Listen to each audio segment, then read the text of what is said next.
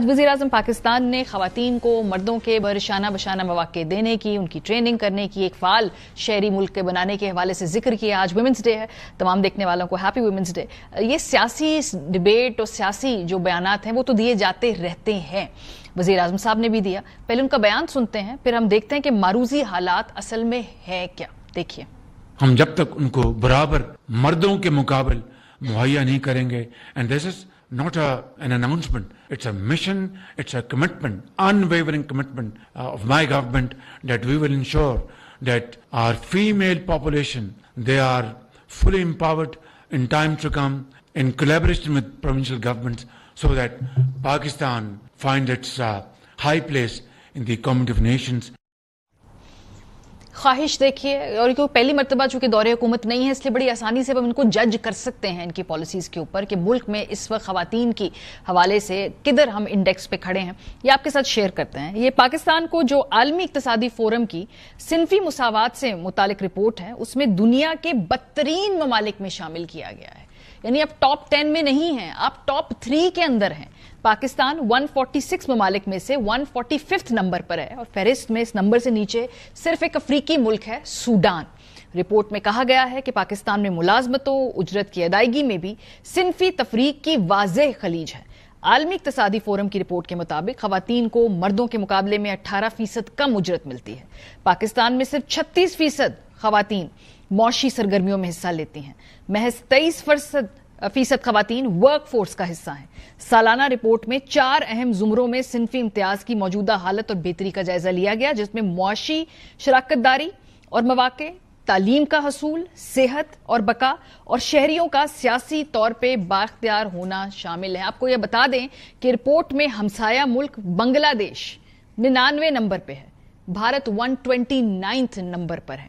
Report سے واضح ہوتا ہے کہ فہرست میں 22 مسلمان ممالک پاکستان سے آگے ہیں. اور کون سے ممالک اس میں نہیں شامل؟ افغانستان، وہاں ہم سب جانتے کیا صورتحال ہے، رشیا اور میانمار.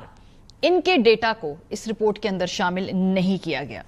پاکستان کے اندر جو سول سروسز ہے، جو ورک فورس ہے، اس میں خواتین کی کتنی پارٹیسپیشن ہے؟ یہ 1-2 سال کی بات نہیں، کلچر کی بات ہے. 30-35 سال کے یہاں پہ سب نے انجوائے کیے ہوئے ہیں اقتدار کے اپنے وقت. تو کدھر تک خواتین کو آپ انکلوسیو طور پہ شامل کر پائے؟ جو ٹوٹل ملازمین ہیں سرکاری وفاقی اداروں میں، ان میں سے 12 لاکھ میں سے کیا آپ جانتے ہیں کہ صرف 49,000 خواتین ہیں؟ جو سرکاری ملازم اداروں میں خواتین کی تعداد ہے وہ 30,000 ہے، اور خود مختار اداروں میں جو خواتین کی تعداد ہے وہ صرف 19,000 ہے. اعداد و شمار کے مطابق ملک کی نصف آبادی ہونے کے باوجود وفاقی حکومت کی سویلین افرادی قوت میں خواتین کا حصہ صرف 5% ہے.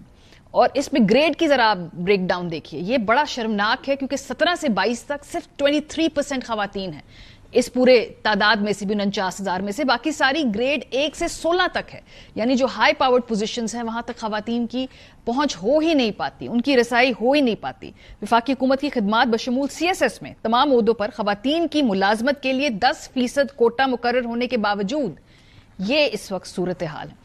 کیبنٹ میں آ جاتے ہیں. آج پرائم منسٹر صاحب نے کہا جی خواتین کو شانہ بشانہ ہونا چاہیے. بڑے شیملیس وہاں پر خواتین کی ریپرزنٹیشن کی صورتحال ہے. صرف 5% شمولیت ہے، اور 20 منسٹر. ابھی ریسنٹ انکلوژن اس کے علاوہ بات کرتی ہوں تو صرف ایک اسٹیٹ منسٹر تھی ہمارے پاس، شہزہ فاطمہ خواجہ. اب وہ فل منسٹر ہیں اور 2 اسٹیٹ منسٹرز اور شامل کی گئی ہیں. لیکن اتنی بڑی کابینہ میں آپ دیکھیں کہ خواتین کی ریپرزنٹیشن وفاق کے اندر کیا کہنا آسان ہے، لیکن اس کو کر کے بھی دکھانا ہوتا ہے. خواتین کو ایکچولی امپاورڈ پوزیشن اور ایسی وزارتیں دیں جہاں پہ ٹھوس پالیسی ڈیسیجنز کیے جائیں. یہ تو صورتحال ہو گئی. اچھا، خواتین کو امپاور کرنے میں ایکچولی کتنی انٹرسٹڈ ہے حکومت؟ اس کا ایک اور فیکٹر سے پتہ چلتا ہے، اور وہ جو مخصوص نشستوں کا فیصلہ ہے. بڑی مشکل سے مخصوص نشستوں کے ذریعے خواتین کو پارٹیسپیٹ کرتے ہیں پولیٹکس کے اندر، ان کو انکریج کیا جاتا ہے. اس فیصلے میں کی وجہ سے چونکہ اس پہ عمل درآمد نہیں ہو رہا، تو خواتین پارلیمنٹ کے اندر اس تعداد میں موجود ہے ہی نہیں جتنی کہ ان کو ڈیزگنیٹڈ ہونا چاہیے. اور یہ اگر خواتین موجود ہوتی پارلیمنٹ کے اندر تو یہ ریکارڈ بتاتا ہے کہ ساری جو اچھی پروگریسو لیجسلیشن ہوتی ہے وہ خواتین کرتی ہیں، اس کو ٹیبل کرتی ہیں، اس کو آگے ایجنڈے کو بڑھاتی ہیں. تو آپ نے ان کو بھی ایکٹیو پولیٹکس سے روک دیا کیونکہ آپ مخصوص نشستوں کے فیصلے کے اوپر عمل درآمد نہیں کرے، کیونکہ پولیٹیکلی آپ نے جو ہے اس معاملے کے اوپر کچھ سٹینڈ لیے ہوئے ہیں. اچھا جی، پھر پولیٹیکل پارٹیز نے خود اپنے اندر کتنے % خواتین کو الیکشن کے اندر ٹکٹ دیے ہیں؟ یہ تو ریزرو سیٹس کی بات ہو گئی نا.